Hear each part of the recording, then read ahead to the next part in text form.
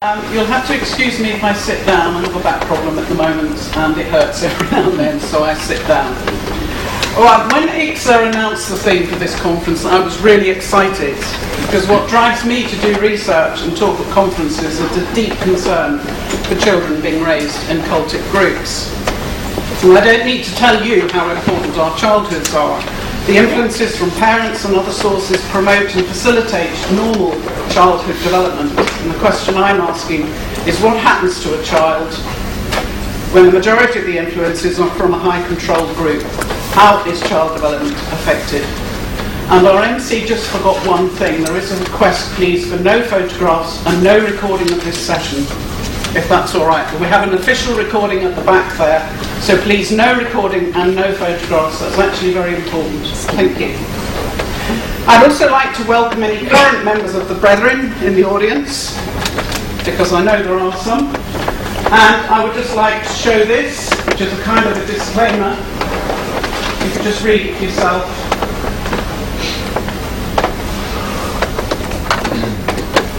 And yes, I will talk quickly.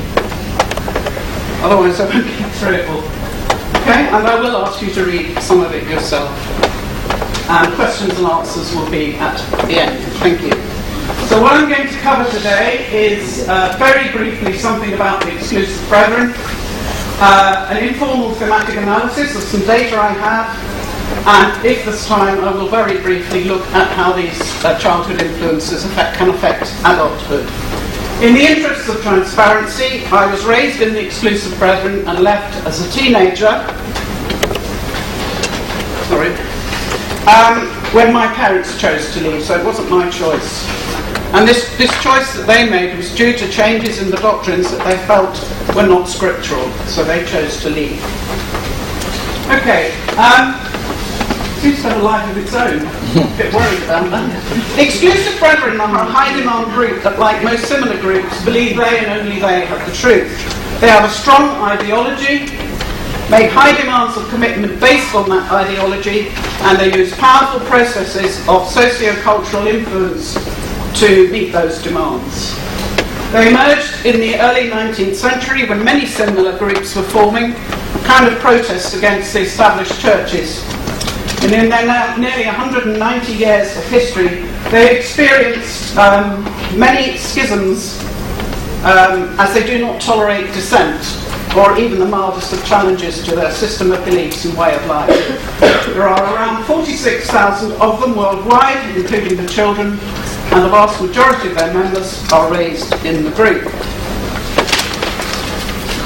In the late 2012, they changed their name to Plymouth Brethren Christian Church, which actually has served to obfuscate the issues for everybody, the politicians and the Charity Commission included, because that term really is more of an umbrella term for all the Brethren groups, and believe me, there are loads of them, all with different names. Now, the Brethren, like many groups, practice separation, and these verses are their charter. The key phrases really are withdraw from iniquity, and the one in brackets in separating themselves from them. And why is the square brackets there? Well, the square brackets indicate that the translator has added something that isn't in the original text, just to make the meaning clearer. This is often because of language usage, and because direct translation is not always possible. We have one word for love in English language, the Greeks had loads of them. So there's an example, you see, how do you translate that? And it's kind of inevitable when you're translating from ancient languages. Now, I think everyone in the room would probably understand the notion of keeping away from evil, or keeping away from iniquity. It's not something we would choose to do. But what I think the Brethren have done is they've taken this much further, and they separate from anyone who is not in fellowship with them, Christian or not. And to get some sense of what this means in practice, this is also from their website. They say it's a moral distinction between what is right and what's wrong. A moral separation. But then they add, we make a commitment to eat and drink only with those with whom we celebrate the Lord's Supper. They call it moral and deny that it's physical. However, When someone leaves, they are completely separated from their families, as is the case in many cultic groups. I'm sure you know that. So the separation is physical too. Leaving, it's very hard for anyone to leave, just like leaving any cultic group. Because in addition to the loss of family, it has got a life of its own, hasn't it? Just wondering whether it's this. I think it's automatically installed. But I didn't do that. No. PowerPoint is. Maybe I won't use the... Anyway, there are all the difficulties of leaving. Loss of family, friends, social network, loss of structure of their lives, possible loss of employment. They don't go in for higher education, so they've got no careers. They know no other life or other perspective. They have no previous personality to return to, and they enter an unknown culture and society they've been taught to fear and hate.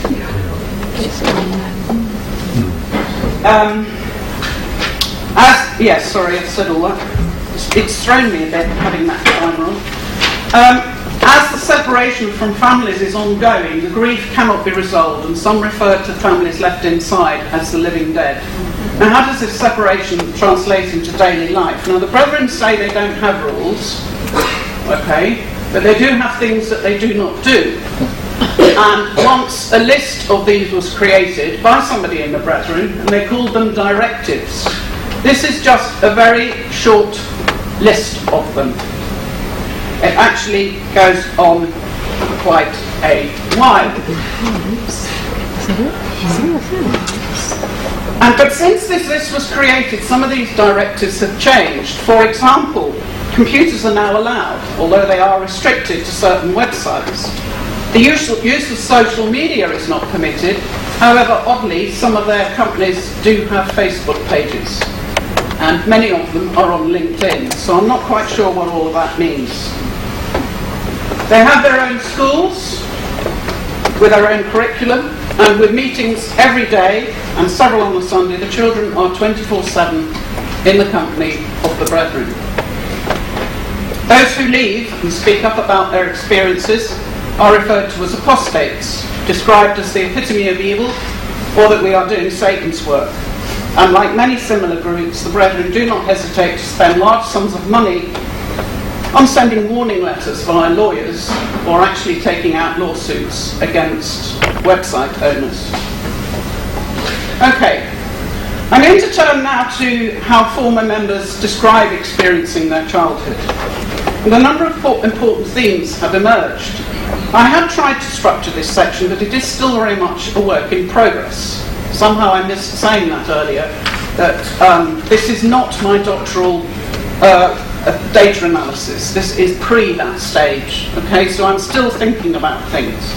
So we're first of all going to explore, I'm going to have to find this PowerPoint, going to explore the possible impact on various aspects of child development. Now, part of a child's emotional development is learning how to label, how to recognise and label emotions as to what they are. They need to be able to do this in order to self-regulate. And here is Joy, who describes that one of the biggest deficits she's had to overcome is being emotionally illiterate. She would feel the emotions but wouldn't know what they were, and she couldn't label them, and this affected her ability to empathise with others. And her ability to self-regulate was at times therefore very difficult, and this is quite a common problem, again, with former members of many of cults actually. Along with that, many former members talk about the emotions they felt as children. Here are some of them. Jane is talking about her fear of hell as a child, which is quite a powerful image she creates there. In this clip, Martha is looking at a more pervasive sense of fear. So it's a great part of her makeup. It's always there. Everything in her childhood was loaded with such enormous significance. And she could never be sure what her next action or current thought might not be a violation of the unwritten codes. All that was needed was for someone to find out, for the weight of the judgment of the righteous to fall upon her. Quite powerful words. Mary here is talking about the fear of rapture. This is when the Lord would come and take his flock up to heaven, leaving behind anyone who wasn't saved. So she felt this powerful sense of responsibility so that she would be saved and would go up to heaven with her parents. And this is a memory she has of sitting in bed with her dolls over and over again, asking Jesus to come into her heart, because she was so scared that the rapture would happen and she would be left behind. Another fear that former members talk about is performance anxiety, and here's Daniel telling his story. It's quite common now for the young people, the children, to take part in the meetings. Usually it's by praying. And he talks about the fear here, that you're breaking through the fear of getting up in front of between 20 and 50 people to say something. There'd be a long pregnant silence after the last hymn, before the last hymn. And one day his uncle passed him the mic, and the pressure of that, he experienced that as extremely traumatising. Another emotion often referred to is guilt. And here's Martha again, talking about the judgmental atmosphere of how she experienced the brethren, that it was highly judgmental, with an emphasis on sin and punishment. And she kept imagining that there was some deep significance to something that she was doing or saying or thinking, and she would then be pronounced guilty of some grave misdemeanour that she hadn't intended to commit or didn't even know she had committed. And on a personal level, I remember very clearly still a very deep sense of guilt, but I never really knew what it was I had done wrong. So it was just a pervasive guilt. Okay. The PowerPoint seems to have decided we're talking about social development now. Children need to learn to play with other children in order to develop social skills. I think we all know that. And here are some quotes from leavers about their experiences of making friends. Sandy here is talking about not learning to make friends because you kind of inherit them. So you actually don't go through that learning the rules of friendship, experimenting. I'm friends with Anne today, and then the next day Anne's your worst enemy. You remember that, don't you? Well, they probably do that, but the friends are inherited, and that's the point she's making. Mark, on the other hand, is talking about feeling so different. He went to school before they had the brethren school, so he was at school with ordinary kids. And he talks about being a gifted finger, special and gifted finger among a sea of worldly, lost, rough, sore thumbs, and feeling very strange and being bullied for it. And then he adds, special friendships were strongly discouraged.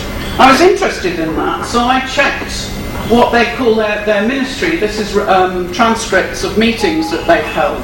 And their current leader is Bruce Hales, and this is what he said in 2012. Special friendships are a danger, a bane.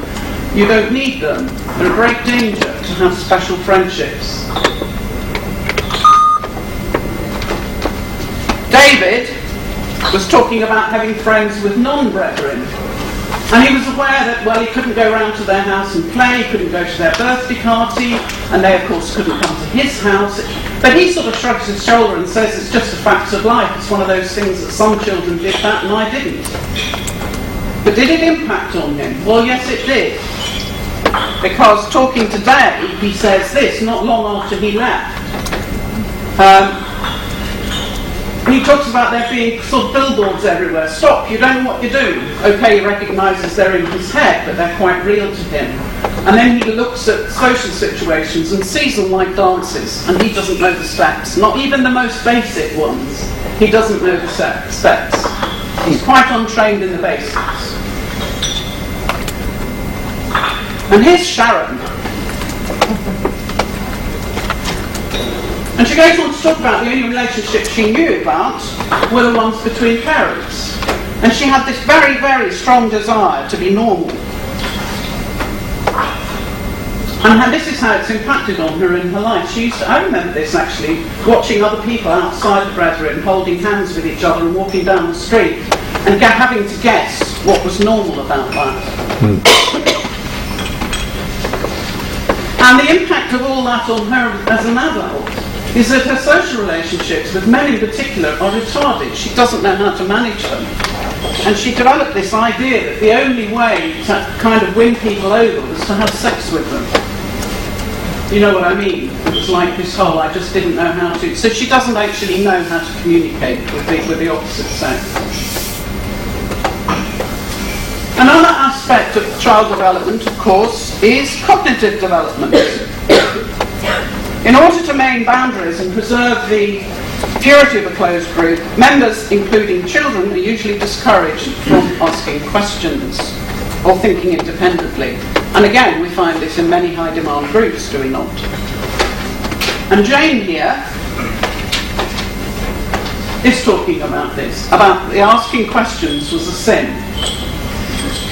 Remember, this is the impressions that these people got as children. Whether it's true or not's another issue. This is their experiences. That's what's the important thing. This was her experience as a child, that she must not ask questions. And if she does and doubts anything, then she's lacked faith and got away from God. David had something to say about this. David has a lot to say about a lot of things, actually. He talks here about the pressures on having to conform. And then he says the most frightening thing I've heard in years is, we'll do the thinking, you do the doing. And I thought, well, that's very unusual. So I asked on Facebook, like you do, has anyone else come across this? Oh yes, they said, that was a mantra. That was a mantra when we were in the Brethren. We'll do the thinking, you do the doing. I find that quite scary. Staying with cognitive for a moment, decision making. Sarah talks here about not being allowed to make decisions, that decisions are determined by church leadership and by their fathers. And other members talked about, former members talked about their difficulties with questioning authority. Don't question the boss. The elders were always right. And Mary felt, we've met Mary before, she felt that her salvation depended on it. What about the development of the sense of self? Now, I'm going to read this next bit. It will be on the screen if PowerPoint leaves it there. Roger Scott, a dear friend of mine and a former member of the Brethren, helped me a lot over the years with my work. He sadly died a few years ago, which was a great loss to us. But at some point before he died, he wrote this to summarise the message given to the children. This is again from his perspective. Children are taught that their whole natural personality is corrupt, and unless they completely denounce their whole natural condition, their thoughts, the intellectual capacity to reason and introspect about God and the nature of existence, feelings, actions and instincts, they are in an anti-God state and will be damned. Spiritual health and enlightenment come through the realization that you are wholly bad. Common sense is worthless. Self-respect is wrong. The human mind is seen as ignorant and wicked and should not be nurtured or listened to. The message is that the normal development of the mind, body and personality is to be dismissed and condemned. The child's discovery of its own physical body, its likes and its dislikes, its own kind of curiosity, its instinct to rebel and be independent is crushed and dismissed by the constant reiteration of the ugliness and the worthlessness and the darkness of the natural man. He would have been here today had he still been alive. So love and understanding and acceptance for him was not unconditional. So his experience was that all these good things in life were conditional on him being as the Brethren wanted him to be, or as he perceived the Brethren wanted him to be. So the expression and the development of the self and his identity is repressed in order to gain acceptance. But what is accepted is a kind of proxy self, not the real self. Mary here echoes Roger's words. She couldn't do anything good from her own back. She was steeped in sin, shapen in iniquity, and if by chance she did do anything good, then it wasn't her, but the Holy Spirit working through her. So many grew up without a sense of their own value, their own self-worth as human beings. Joy here also talks about a deep sense of shame and inadequacy that she experienced as a child. And even today, she still kind of that blames herself. She's had to work really hard on self-acceptance. And there were a lot of fears around. What if the brethren were right? What if my mother was right? What if I really am a bad and unlovable person? And she's had to work really hard on gaining a good sense of her own sense of worth.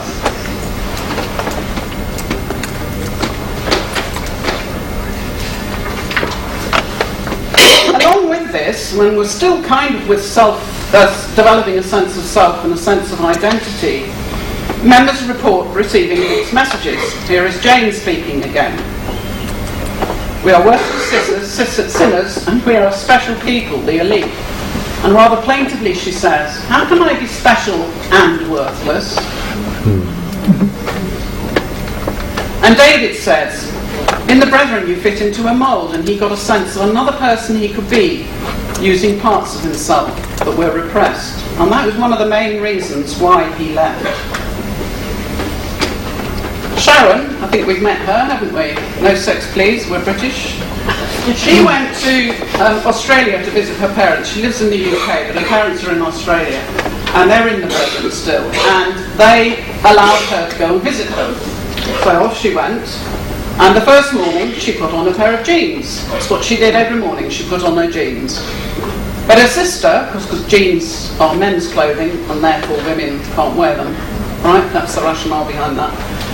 Her sister completely freaked out. And this gave Sharon quite a dilemma. She was stubborn, she said, and I was saying, no, this is my condition on coming over. I'm going to be me, I'm not going to be you. And I think that's quite a powerful statement there, because she's kind of reflecting on the struggle within her to be the person the brethren expected her to be, or how she thought the brethren expected her to be, and the proxy self she acquired to please them when she was in. Right, another area of development. I'm sorry this is such a whistle-stop tour. Come back again next year and it might be longer. I remember when it suddenly occurred to me that my moral beliefs were not my own, nor my values. I was in a children's clothes shop in Switzerland, and there was a double-breasted tweed coat that I knew would fit my little daughter. So I picked it up, went to the desk to pay for it, put it down on the desktop and noticed it was double-breasted, it had 2 rows of buttons. And instantly I thought, I can't buy this, I don't like double-breasted coats. There was another little voice that said, but you like this coat, what's the problem? So that's kind of a dissonant experience for me. Oh, alright, I'll show it to you. A curious incident of this tweed coat. I had to decide whether to give in to the old voice or the new, and suddenly I recognised that the old voice, you don't like double-breasted coats, was my mother's. So I bought the coat. When I left the shop, I realised that I was quite shocked and distressed, and I sat for some time in the car. I was angry, I was scared, I was in turmoil, and I couldn't figure out why. But eventually I did, because I suddenly realised that my mother had instilled pretty much all of her views in my little head. And I knew that her views were very similar to the Brethren views. So I realised, I think, that most of my values, my morals, my beliefs came from the Brethren. And it felt like I'd absorbed them through a process of osmosis. And I suddenly felt very scared. What was mine? What wasn't mine? I was 25 years of age at this point. Okay? So I've been nursing it all that time. Suddenly I wanted to do all the things that they said were wrong, just to find out if they really were, because that's where I seemed to be focusing, on the moral aspects of it. I even wanted to go and commit murder, just to find out if it was really wrong. I didn't, of course, or I wouldn't be sitting here. But that's what I wanted to do. So it was an important light bulb moment for me. So, although at that point in time I had left when my parents had left, my ex-husband, who was Swiss, we were living in Switzerland, were members of an offshoot Brethren group in Zurich. This light bulb moment precipitated me from leaving that group as well. So I left that group as well. So let's have a look at moral development. What do other former members say? You've heard what my experience was, and it's been a long, hard battle to find out what's right and wrong, believe me. I expect some of you have been through it. I can see some people nodding their heads. Moral development. Here is Sarah, which is rather a sad story, as you'll see in a second. And this is her story. My morals were totally messed up. Remember all the time, folks, these are their experiences, and it's not for us to say whether they happened or not. It's their experiences. It's very important. And linked to this is something that is called heavenly deception. Some participants spoke about lying and being deceitful, and some have said it was called heavenly deception, when the lies were about others in order to protect the position or the brethren. And here David confirms that it was used back in the early 1980s. Now I think kids might have got confused about this because other children reported lying too. And here's Sharon talking about her whole teenage life being full of lies and deceit. It was the only way to get by, she said. Being normal was to be deceitful. I suspect that whilst the heavenly deception was acceptable to the brethren, that actually kids lying probably wasn't. But the children weren't able to differentiate between the two. They got confused. They're children, after all. Okay, so that's kind of something on moral development. Let's have a look at something else now. Part of growing up, gosh, let's do something about this. Part of growing up is learning the necessary life skills and educational skills that you need in order to live independently in society. And we've already seen that what deficits are likely in cognitive, emotional, moral and relational skills, and having spent all their childhood in the group, they know very little about the world outside and may not have the life skills and be equipped to survive. And the brethren themselves are very aware of this, because in a BBC Everyman programme in 2003, this is what one of them said. It's a major, major change for them. They're not equipped for this world. How right they are. They're not equipped for this world.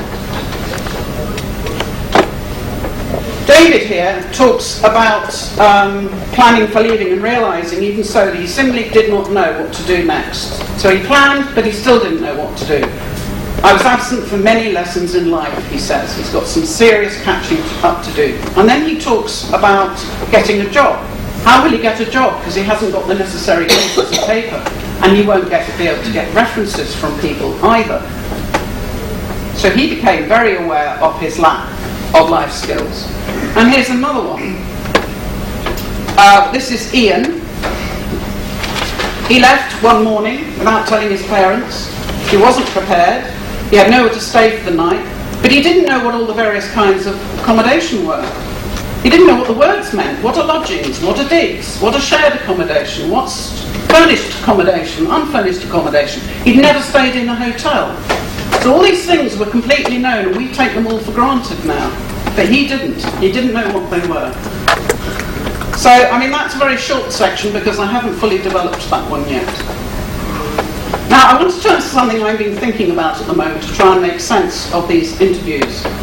The literature talks about us all being born into a set of stories that are provided by our families, our teachers, the community, the church we belong to, and so on. These stories, especially the family ones, can be very powerful, highly solidified, very resistant to change, and they're passed down from generation to generation. And most of the former members of the Brethren are at least second generation, if not third, fourth, or even fifth. We've heard some of them talk about the narrative environments that are around them, the stories that they were hearing. And most of us live in a variety of narrative environments. And we can reconcile them through the process of independent critical thinking. Peter is talking here about the intersection of two worlds, the Brethren world and the real world, and how toxic and explosive it could be. And how strongly the children are caught up in the narrative environments of the Brethren is described here. Sarah wasn't aware of another world till she went to school, and then, oh boy, she let loose. She loved it. She was free, she could have an opinion, she could speak. This isn't a Brethren school, by the way. She could choose her own friends, etc. So that was her reaction to it all. Mary, however, dismissed the other world. She knew about it, but she saw it as worldly and was very dismissive of it. She was very conforming and eager to please. Part of the Brethren narrative is about hating the world and seeing it as a dangerous place. The current leader said this in 2006. Look at how many times the word hate or hatred is mentioned there. Now, the brethren will tell me I'm taking this out of context. Probably I am. I'm not sure what the context is. But remember, put your head in the mind of a child. What would a child think hearing language like that? One of the narrative resources that are around is described here by Deb. I'd heard about this before, but it's the first time someone had clearly spelt it out. Oh, stunning again, isn't it? The first family is your biological family. Your second family is the brethren family. And it took precedence over the first family. So, at one point in her life, when she was about 6, her parents did something that the brethren didn't like, and they were put under discipline, as it says here. And what the normal way to deal with this was for the children to be taken away from the parents and put in other brethren homes, except for the little ones, the young ones. But she announced that she wanted to go too, so off she went. But she put the second family first. I hope that makes sense. I'm sorry, I'm beginning to run out of time. I'm not going to talk about this very much, just to say that we all have secret narratives, but I've come across it a lot more in former members of cultic groups, that the children develop these secret narratives in their heads in order to cope with the world in which they're leading. And I've had several secret ones given to me by various former members. This is Joy, who she didn't just have this story once, she had it over and over again, and she kept embellishing it each time she gave it. Looking very briefly at the process of leaving, again this kind of refers to this idea of it being two narrative environments or two worlds. This person, I've forgotten who it is, no, her name isn't on it, said it felt like, I think it was Joy, crossing from one side of the chasm to another, alienated from the outside world, special on the inside world, but not of the outside world. So they got, it's very confusing. And there's this sense of crossing a great chasm and being ill-equipped to cope when you're out. Very briefly, I want to address the question of what impact might all of this have on us as adults. In a study that was interrupted in October 2012 by legal activity, but is about to start up again, some useful findings emerged. We had a sample of 264 participants, and those of you that are familiar with graphs and p-values and so on, the red bars are the former members, and the blue is what you might expect to find in a group that you took randomly out of the general population. And as you can see right across all those psychological issues, the former member brethren are scoring significantly higher than the general population. That's a very, very high significance. Now, of course, it doesn't tell us whether this is due to their childhood experiences, because there are lots of reasons for that. And here are some of them. So there are lots of reasons why those scores might be elevated. Okay?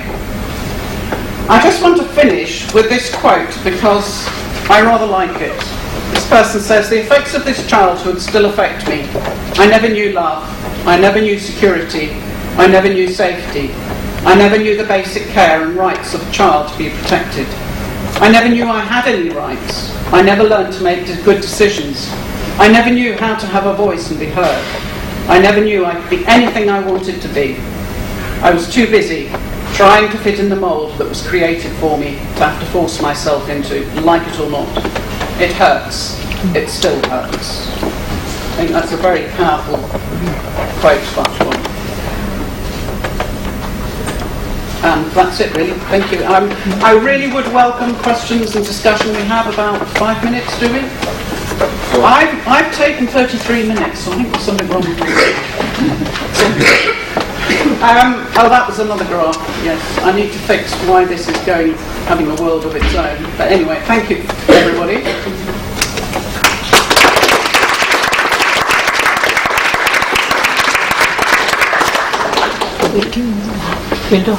Questions, anybody? Yeah. Hello. Yes, hello. Hi, my name is Sanja, and I'm working on a project here in Sweden, and we are interviewing actually brethren children. So this was very interesting. Oh, good. But I was thinking about questions. First of all, what kind of questions would you pose to current members and children who are now members? And secondly, would you also do this evaluation of anxiety and that you showed the charts? Would that be done on people who are current members or who are children now? Okay, doing research on current members is difficult. Not all cults or cultic groups or high demand groups, whatever you want to call them, will let you do that anyway. Okay? Even if they do let you, there's the whole question of bias coming in there. Okay? Do I need to spell out, is that okay with you? You understand? No. Yeah, that's fine. Yeah, I don't know about interviewing them because I haven't really thought about that, but I would imagine it would be very difficult to interview. I don't know if anyone has interviewed children of current members of cults, children who are current members of cults, and getting all my C's muddled up. Because I would think that too would be very difficult because they're unlikely to trust you, depending on, I guess, on how you were introduced to them by the other members. And I don't know what questions you would ask them. Well, that's kind of my point, because somehow I interpret what you said, that, for instance, what was it called, heavenly deception. When I come as a researcher and I pose questions, how am I to know? I mean, you're not. Yes. And that is the problem. Do you think that there is a possibility that do you think that your sample here are all people who have left? Yeah. But do you think that they would have these bad experiences if they stay? Do you understand? I mean, when you interview people who have left, generally, maybe they have negative experiences. You mean they've had negative experiences and therefore they've left?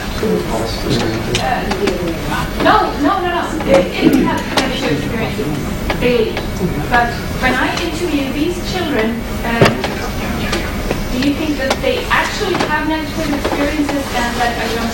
You're asking me for the truth, and there isn't such a thing. There's only my truth. There's my truth, there's your truth, there's the children's truth. How David on here, we perhaps need to have this discussion afterwards because it's getting a little complicated, but David, the young man called David, he hadn't long left when I asked him those questions. He was actually very positive about the present. It's just every now and then he said very wistfully, I don't seem to know how to live this life out here. You know, he just didn't have those skills, and that's what he was talking about. And he was the one that was aware of there being a different David inside him, and he couldn't find it. And he knew he had to leave in order to find it. So, can I speak to that question just briefly? Because very briefly. For many, many years I was a child psychologist. And the same issue comes up in interviewing children in quote-unquote regular abusive families.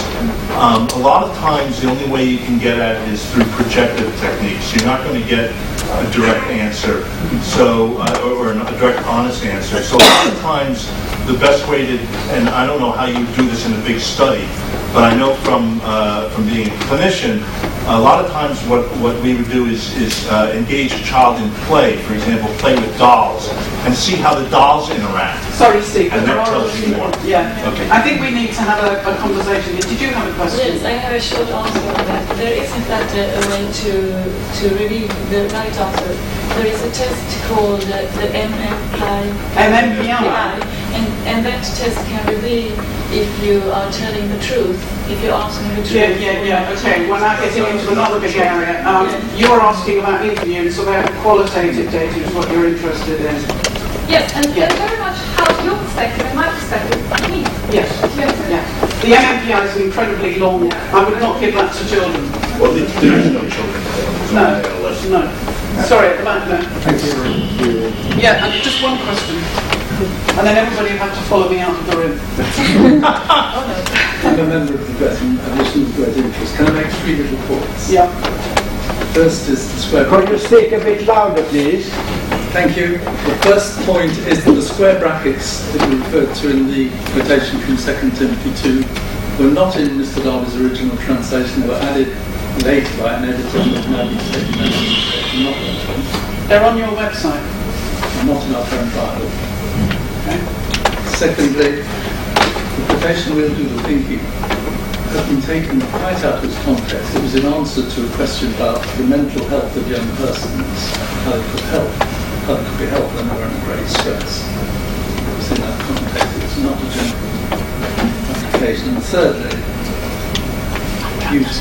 your testimony is all from former members, which is valuable, but obviously it is from their viewpoints. And I think you said at one stage it doesn't matter if it's true or not.